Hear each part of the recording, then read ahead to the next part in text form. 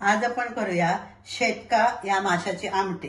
बाजारात गेलेले तिकडे मोठी शेतका मिळाली, ती आणले, कोळणी करून त्याची 2 तुकडे करून घेतले.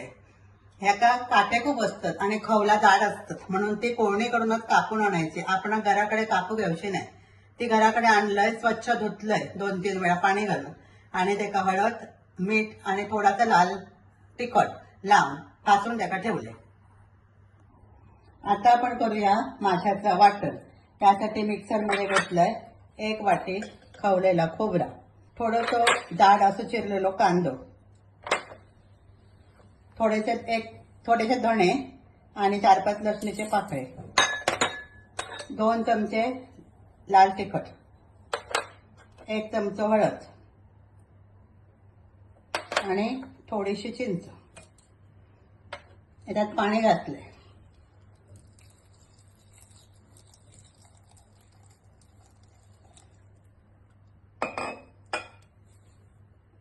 आणि बारीक वाटून घेतले.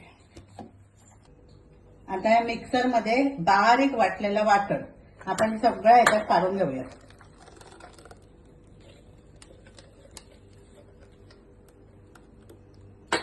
मग मिक्सर धुवून पण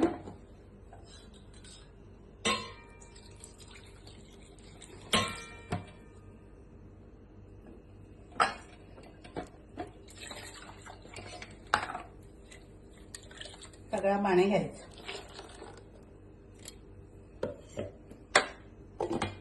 आमटी जेवढी पातळ होईल तेवढ्या याच्यात पाणी घालायचं.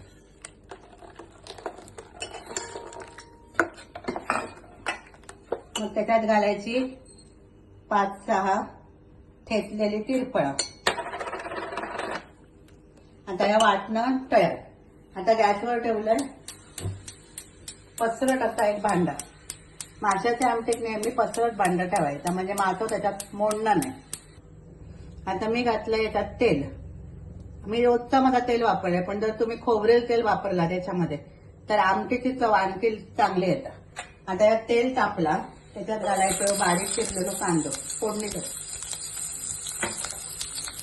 गॅस बारीक करायचं आणि ढवळायचं.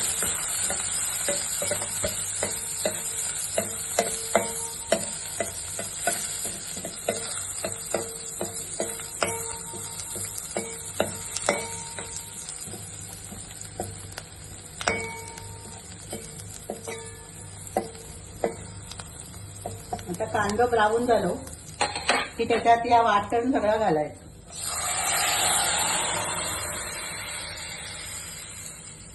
भांड्यात लागलं तर आपण पाणी घालून सगळं घालायचं. आमटी थोडी पातळ होते.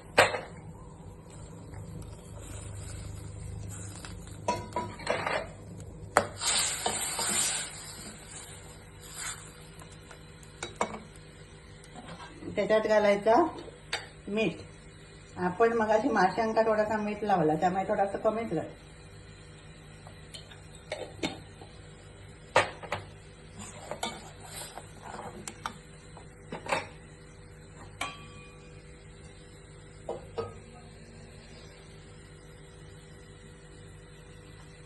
आता चांगली आमटी उकळवायची.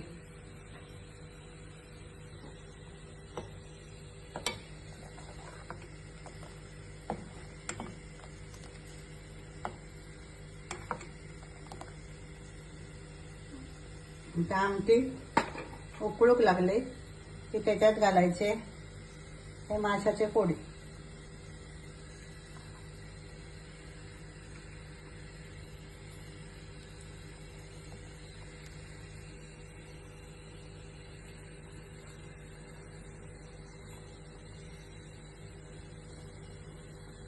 आणि आमटी ढवळायची.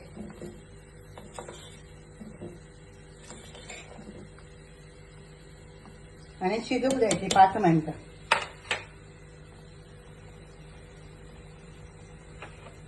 आता 5 मिनिटं झाली. आता ह्यो मासो उलटवायचो, म्हणजे दुसऱ्या बाजून पण शिजू घालू.